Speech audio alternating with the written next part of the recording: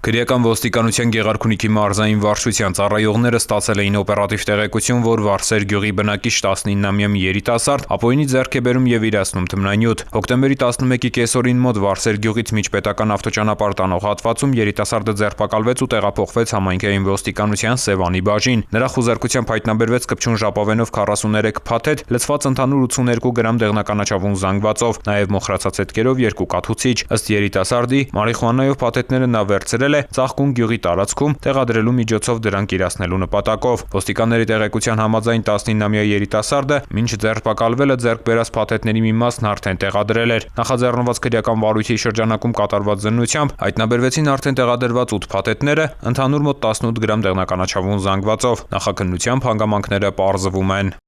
Ծանուցում ենթադրյալ հանցանքի մեջ կասկածվողը կամ մեղադրվողը համարվում է անմեղ, քանի դեռ նրա մեղավորությունը ապացուցված չէ Հայաստանի Հանրապետության քրեական դատավարության օրենսգրքով սահմանված կարգով՝ դատարանի օրինական ուժի մեջ մտած դատավճռով։